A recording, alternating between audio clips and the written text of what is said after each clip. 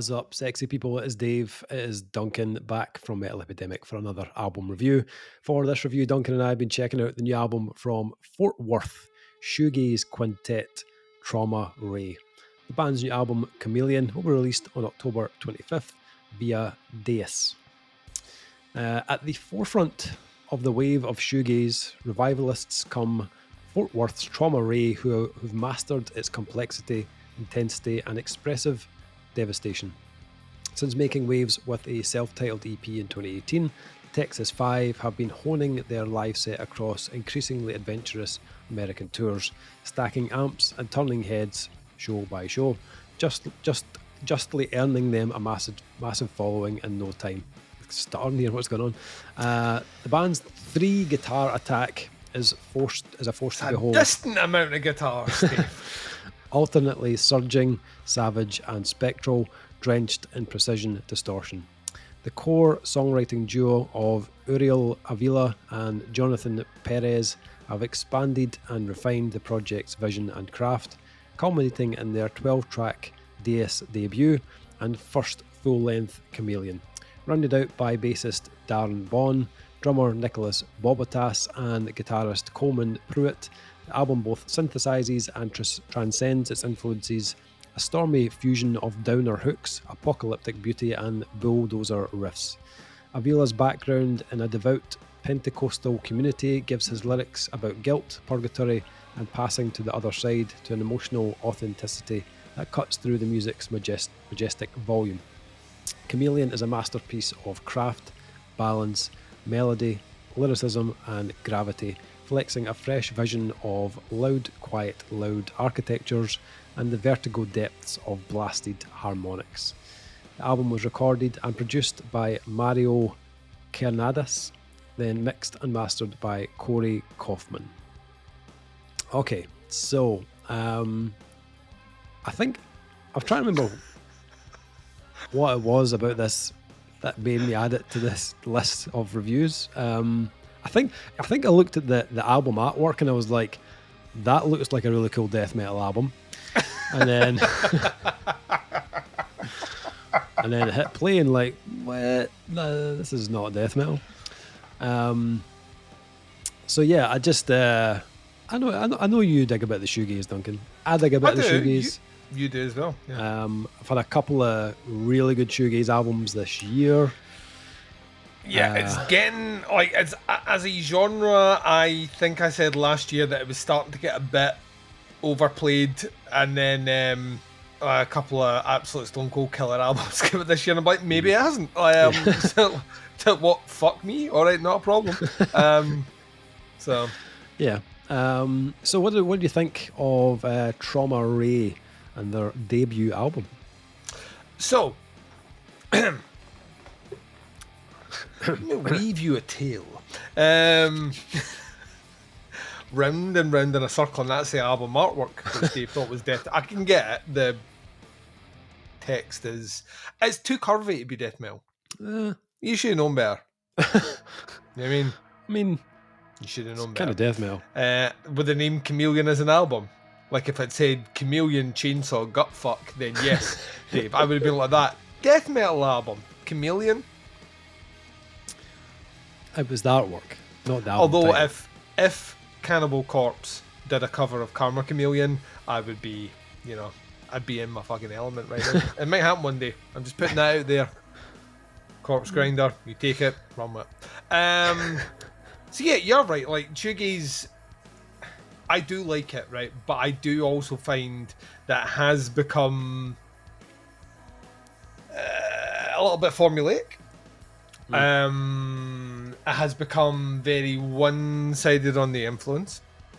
Like bands that like that, Deftones, and you're like, yes, that's right. And then they're like, Deftones, and you're like, I lived through the Deftones. Like I'm old enough to remember when White Pony came out and was like, this is revolutionising it, and then that in itself was just like a play on things like Mogwai, and the circle goes round and round and round, much like the album artwork that Dave thought was death metal.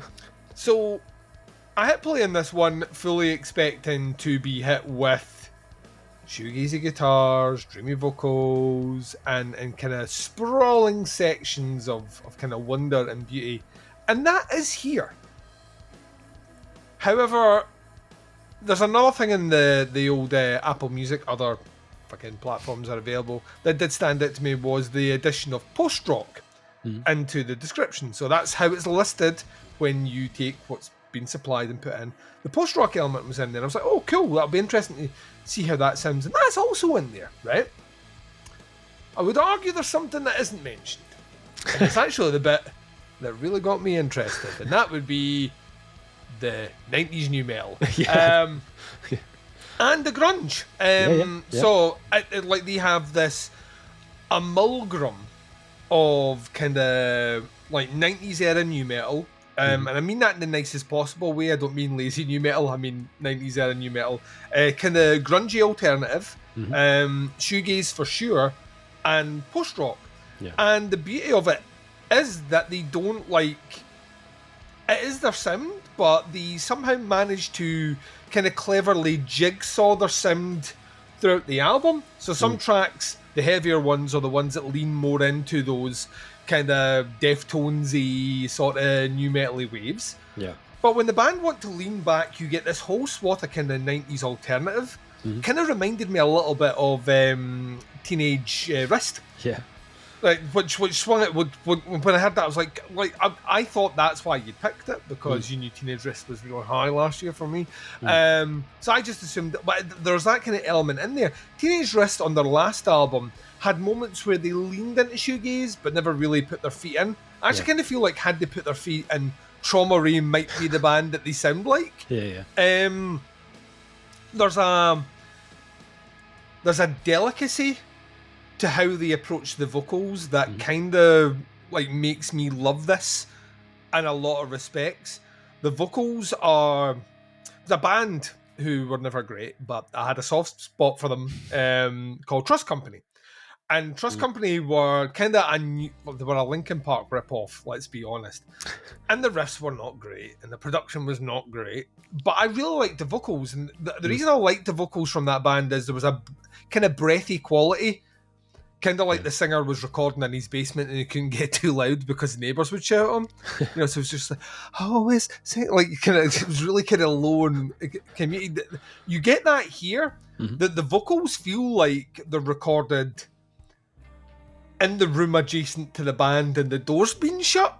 And he's kind of singing through a wall. But it really works with their sound. It's engaging, but it's kind of captivating, and it's also curious. Like, whenever he was singing anything, I was kind of straining a little bit more, and then it would get louder and pull you in. It's just really, really cool technique. It's also coated in so much reverb you can barely see the singer. It's a cloak of reverb. Musically, like I said before, it's like a swath of kind of 90s kind of like alternative a la something like either there's a little bit of Soundgarden in here, there's a little bit of weirdly there's a little bit of Filter in here as well, a wee bit of Smashing Pumpkins. On the heavier side, I started getting those bands that, like I said before, like the kind of Deftones inspired bands. There's a bit of Deftones in here, but it's not as prevalent as you would think. It's maybe about 2 or 3 songs where there was a riff and I was like, but then it would change by the course. I was like, well, maybe not. The other thing I like about this one is it does have like a 50-minute runtime, and I never really found, whilst I don't think the album threw anything which was a massive curveball that kind of knocked me off my feet, I was very content to let it play. Even when it went a little bit longer form. The closing track is a great example of that. It's USDDOS, which I'm sure stands for something, and I'm sure neither one of us has checked out.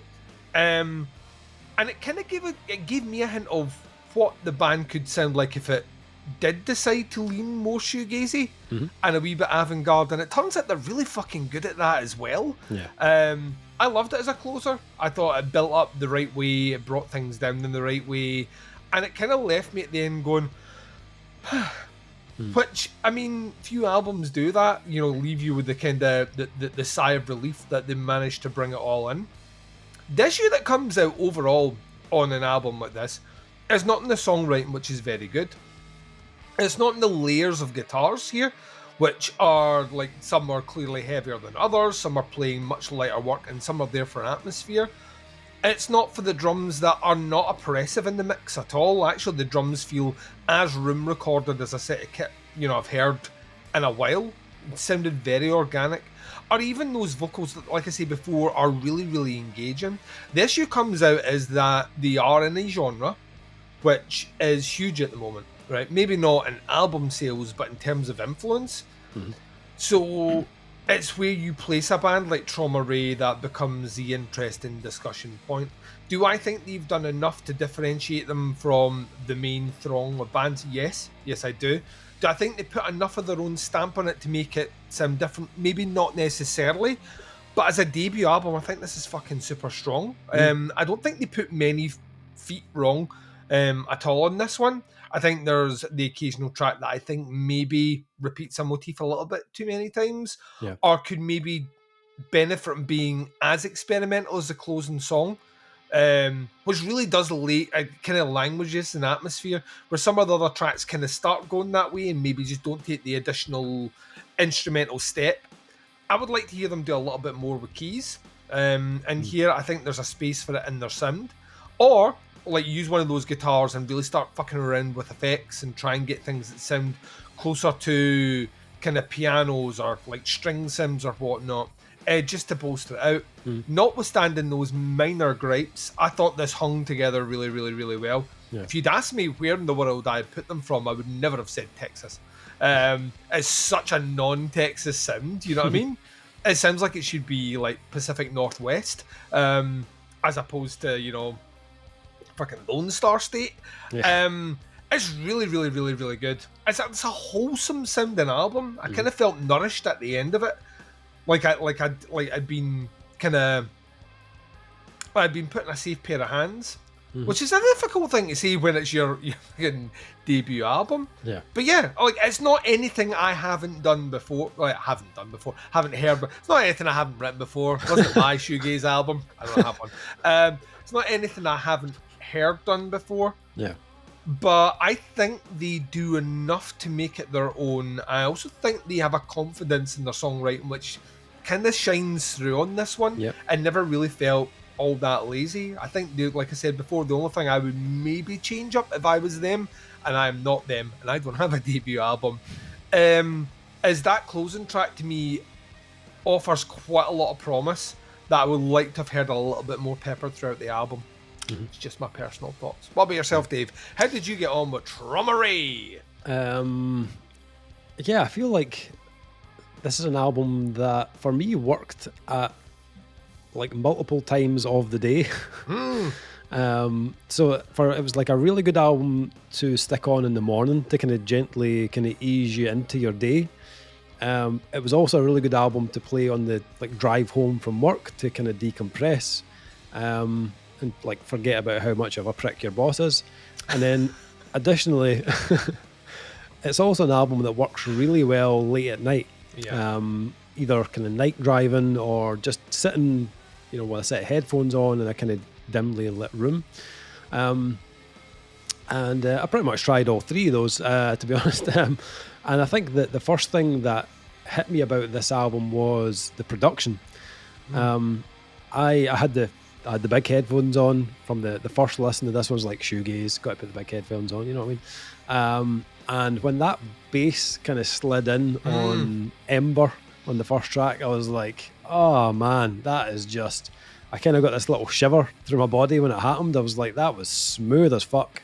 But really just like when it came in, the depth of the track just went like this. I was like, that's awesome. And then when the full band kicks in, you just get that wave, like really fuzzy, warm kind of wave just washes right over the top of you. And I could get kind of lost in the production alone, to be honest. I felt like it was just really, really good straight away. The album itself, I kind of feel like a lot of this album is a bit of a vibe. It's not hugely riff-driven, although there are tracks that become more riff-driven or a bit more focused on riffs. But mostly, I'd say a large portion of the album is just a kind of that kind of feeling of that kind of dreamy, kind of euphoric kind of feeling. It's very lush, very fuzzy. As you said, everything's soaked heavily in reverb. The melodies are kind of switching between uplifting and then into kind of melancholy at times. It's very subtle, it's very breathy.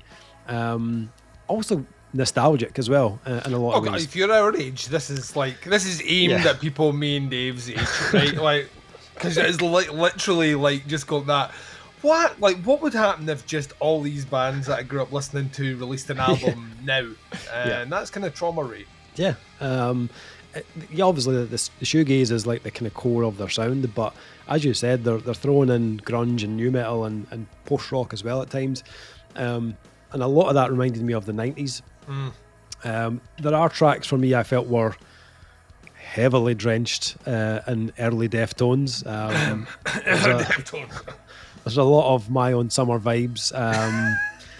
That title track is like very Deftones, their kind of heavier end. It's one of the more kind of riffier tracks. But then like tracks like Bishop, on the other hand, had that more kind of grungy kind of flair to it that did remind me of Teenage Wrist as well when I heard it. For the most part though, they just kind of fully immerse themselves in that ethereal kind of shoegazy sound. I feel like tracks like Elegy just kind of like float through the ether, just huge kind of atmospheric chord, very light and airy vocals, where there's no real hurry, and the band are more than happy just to kind of pull you into that like warm, that blanket of kind of dreamy fuzz. And the album continues to kind of fluctuate between those levels of intensity. It never gets like intensely heavy. It's a shoegaze album at the end of the day, but they alternate how kind of grey some of the tracks get, and that does give the album a feeling of a darker mood at times against those kind of lighter moments throughout the album. Very much an album that I enjoyed to begin with, and actually it became more satisfying on each listen. I think on the surface, like, you might just think, oh, this is just another shoegaze album, but actually there is a lot more kind of going on, a lot more nuance to this than you might expect. There's a lot of really nice layers to this, especially vocally. I feel the way they've kind of sewn the vocal parts together, there's bits that kind of overlap, just to kind of thicken certain sections. It can be quite subtle at times as well, but it's very well done. Actually, I really like the second kind of chunk of the album, from, I think it was Drift kind of onwards. Might be my kind of favourite kind of run of songs on the release. There was something about the tracks like Breath and Spectre that just had something a bit more character that kind of stood out. I think Spectre is a beautiful track. The vocal melodies are just like equally haunting and transcendental at the same time. They don't like veer away too far from the shoegaze blueprint, but they work really well to just add this really kind of ghostly kind of atmosphere and a hook at the same time. I love the fact that they closed the album with the longest song on USDDOS, which is, as you said, the kind of perfect opportunity for the band to just kind of reach even further into that core sound, and lean in on that atmosphere even more. It never really gets heavy. Like over 7 minutes, but you can hear as the track goes on and it unfolds, it starts to get a little bit more like kind of crackly as it ventures on, almost like a kind of worn vinyl towards the end of the track. And it feels like a very like nice kind of ending, a good feeling of kind of closure when the track kind of wraps up at the end. I found this a really really nice immersive kind of listen, but I never felt like I was just like re-listening to the same song, which a lot of shoegaze albums can sometimes feel trap, like. I do feel like those slightly heavier tracks in the album are really well placed to just stop the album becoming this kind of one level or of intensity the whole way through. But in the same, in the kind of pace of the album as well, there are tracks like Torn here which get a bit more up tempo, and they get that kind of grungier, more like kind of alt punk kind of rhythm to the track. So it gives it a nice kind of variation. They do wear a lot of their influences on their sleeves, that's like has to be said, but those influences also have a bit of a kind of trauma-y kind of spin on them at the same time. So I dug that. I wouldn't be surprised if like I accidentally bought a vinyl of this. Accidentally. And it slipped into my basket, you know. How did that get in there? What are you doing there, you cheeky wee vinyl? Oh, I'm already at the checkout. I might as well buy it. Oh, Apple Pay, you say? Okay, then. That's just pressing one button right here. I could imagine myself just kind of sitting chilling to this through a really nice kind of setup, a nice set of speakers. I feel like this would come across really nice on vinyl. So I would. Yeah, you're right. There is a vibe about it. Like the kind of thing that would permeate through almost every listen to me was dusk. Yeah. You know what I mean? Like walking at like just as the sun setting this whole album. You know what I mean? That's just it has that vibe. Yeah, for sure. Okay, so final thing. What are we scoring Chameleon by Trauma Ray? I'm giving it a big, heavy death metal 4, Dave. Death metal 4. A death metal 4. I will join you on that big filthy 4. This is a really good for a debut album. This is really good. It's maybe not hit. There's like a couple of shoegaze albums I've heard this year that I've just been like, such a hard year. Like it's like a needlessly hard year for shoegaze, but thoroughly enjoyed this, and I could see myself coming back to it and just having it on, just sitting on in the background while I'm doing stuff. It's a very chill vibe, which I really dig. So this one drops on October 25th on Deus. I'll put some links below to the band and the pre-order, one of their singles, so you can check it out, have a listen. Happy to hear your thoughts on it. That is our review. Thanks for checking out. We'll be back with another review very soon, but until then, take care. Speak to you soon. Bye, everyone.